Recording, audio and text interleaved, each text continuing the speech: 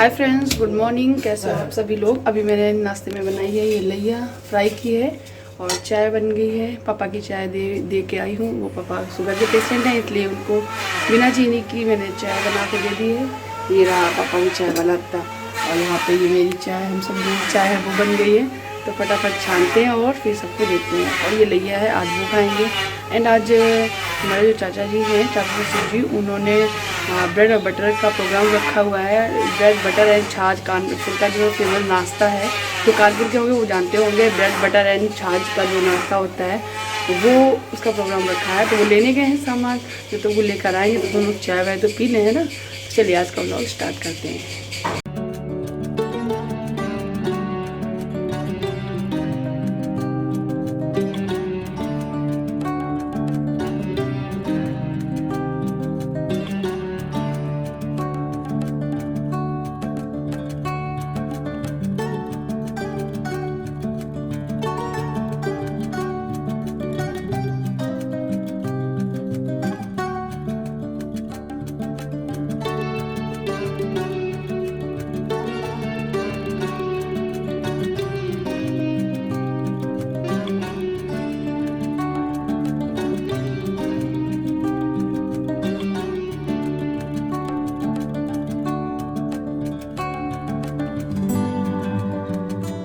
सबको चाय देने के बाद यहाँ पे मैंने अपने लिए चाय ले ली है। ये कप है ना, इसने ना लिखवाया था Indian blogger Priyanka Patkar, but लिख के आ गया Indian YouTuber Priyanka Patkar. And नीचे लिखा हुआ है मेरे सेकंड चैनल का नाम आर्यन आध्या। तो वही मैं दिखा रही थी आप लोगों को। एंड मैंने चाय पीने के बाद उसके बाद फिर घर की क्लीनिंग करना स्टार्ट किया। एक्चुअली मेरे यहाँ पता है सभी लोग, जब मेरी दीदी थी, मेरी ननद थी यहाँ पर, जब की शादी नहीं हुई थी, तब भी हम सब लोग खा मतलब चाय नाश्ता कर लेते थे। उसके बाद आराम से फिर दीदी झाड़ू लगा लेती थी। लेकिन मैं जो हूँ, जो नहा लेती हूँ उसके बाद ही मैं फ्री हो पाती हूँ, क्योंकि नहाने के बाद ही किचन में जाती हूँ मैं। तो मैं फिर झाड़ू वगैरह ना बाद में ही लगाती हूँ। तो यहाँ पे दक्ष को आध्या का पापा लिए हुए हैं, यानी मेरे हस्बैंड लिए हुए हैं। एंड मैं सीढ़ियों पे झाड़ू लगा रही हूँ, दोनों कमरों में लगा ली है एंड हॉल में लगा लूंगी। सो इस तरीके से पूरा रूम, घर, कमरे सब पूरी झाड़ू लगाती हूँ। इस जगह पे मैं मिस भी कर रही थी अपनी ननद को। जब वो होती थी ना तो सच में आधा काम तो मेरा निपट ही जाता था। ऐसे ही थोड़ा सा अब क्या खाली खाली लग तो रहा है मुझे, बट जितना हो सकता है मैं ऑलवेज शेयर कर रही हूँ। इस टाइम मैं बहुत बिजी भी रहती हूँ, क्योंकि मुझे ही सफाई करनी होती है, मुझे ही सब चीज़ें, बर्तन भी वॉश करने होते हैं, मुझे ही सारे खाना वगैरह भी देखना पड़ता है। हाँ, मम्मी भी हेल्प करती रहती है बीच बीच में मेरी, जिस दिन वो ठीक ठाक रखती हैं, जिस दिन उनको कमजोरी कम फील होती है तब। कल ही मम्मी का बीपी थोड़ा सा बढ़ गया था, इस वजह से उनको दिक्कत हो गई थी।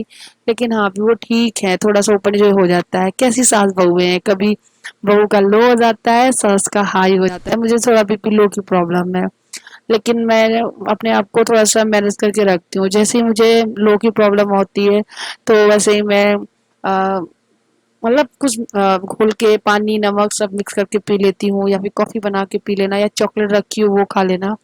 उससे कंट्रोल हो जाता है, तो मैं कर लेती हूँ ऐसे। यहाँ पे मेरी झाड़ू पूरी वो लग गई है, घर साफ हो जाता है तो अच्छा लगता है।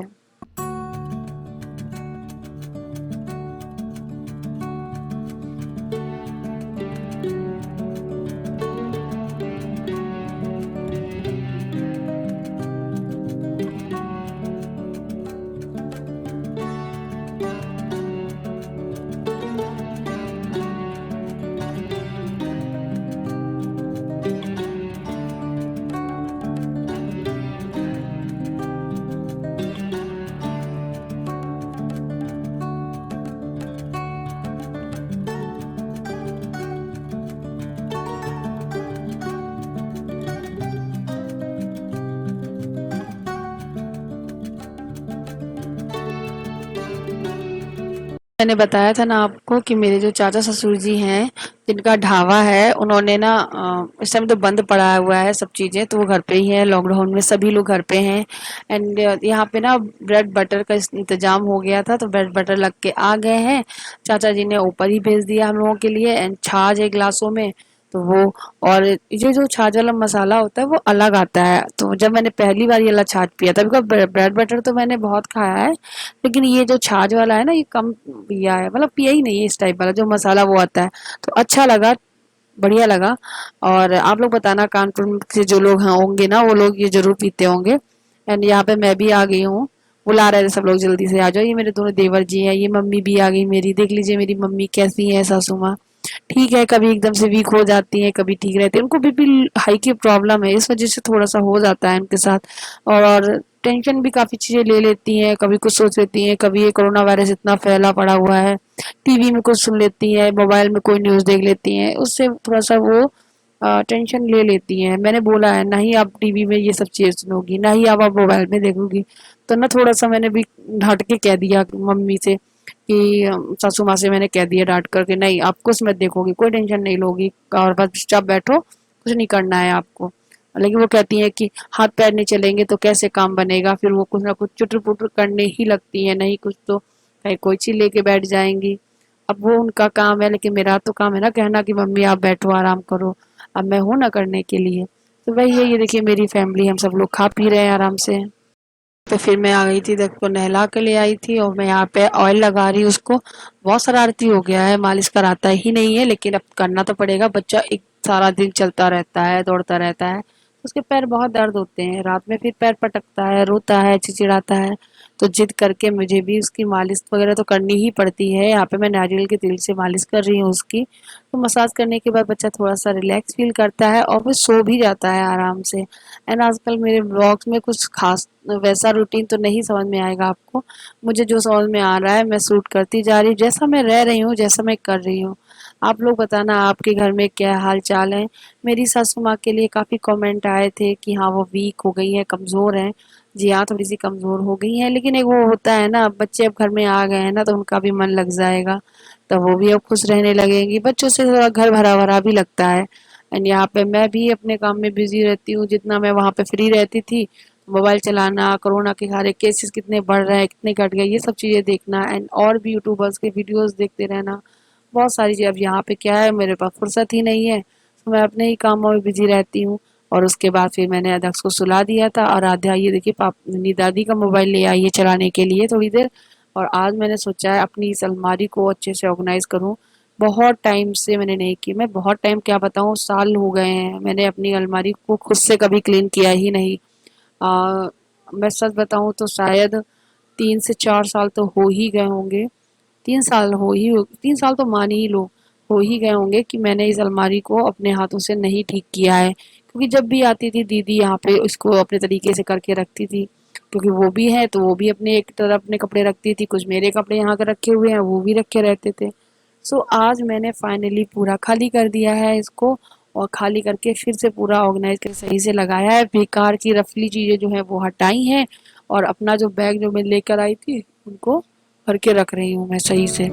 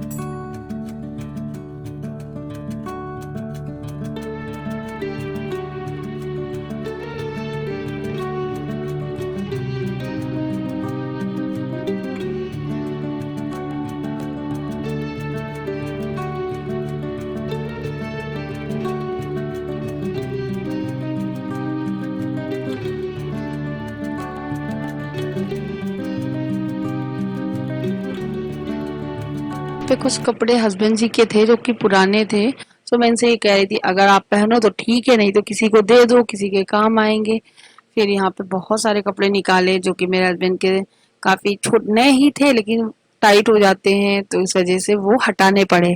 तो हम लोगों ने दे दिए हैं, तो मम्मी को दे दिए हैं, वो दे देंगी किसी को। तो मैंने ना पूरी अलमारी ये खाली कर दी है और ये देखो ढेर सारा सामान सारा निकाला है। अब पता है फैल तो गया है, लगाने में बड़ी दिक्कत हो रही है क्योंकि एक साथ ही मैंने सारा खाली कर दिया। मैंने बहुत टाइम बाद मैंने इसको पूरा प्रॉपर खुद खाली किया है क्योंकि मैं जब आती थी तब मुझे इसको ऑर्गेनाइज करने का टाइम नहीं मिलता था। लेकिन मैं जाने के बाद नहीं इसे ऑर्गेनाइज रखती थी थोड़ा बहुत सब करके, कुछ चीज़ें अपनी भी रखती थी मेरी, इस वजह से थोड़ा सा अलग अलग डिवाइड रहता था। लेकिन अब इस टाइम से मेरी चीज़ें इसमें और कोई खास चीज़ उनकी वजह से नहीं है, फूल ले गई होंगे चीज़। एंड ये है साड़ियाँ, मेरी साड़ी बहुत टाइम से पहले ये साड़ी मेरी मम्मी ने जब हम आए थे मायके से तब एक बार दी थी। ऐसे जब मायके से जब आते हैं ना तो बेटी को एक साड़ी दी जाती है, वैसे ये साड़ी भी दी थी। इसका ये ब्लाउज है, ये साड़ी जो मेरी ससुमा ने मुझे कवर चौथ पे एक बार दिलाई थी वो है। ये भी यही खरीदी थी साड़ी डेली पर्पज़ के लिए। और ये मैंने ये साड़ी जब ये बहुत ट्रेंड में थी, साड़ी मल्टी कलर में, तब मुझे ये साड़ी खरीदी थी, बहुत ही सुंदर, बहुत अच्छी। अब इसके ब्लाउज मुझे होते नहीं है, अब ये बहुत ट्राई भी नहीं किया है, शायद हो रहे हो क्योंकि पहले ना मुझे टाइट होते थे, अब तो थोड़ी वीक हो गई थोड़ी पतली हो गई इसलिए हो जाए। ये साड़ी मेरी साड़ी बहुत अच्छी लगती है, बट ये थोड़ी सी खुशबू दिखती है ये ना जरी का वर्क है। मैंने इसका ब्लाउज देखा, मैंने काम से स्टिच करवाया है, इस तरीके की डिज़ाइन है इसकी। थोड़ा तय लगा के रख दी ये साड़ी, तो मैंने सीतापुर से यही छोड़ दी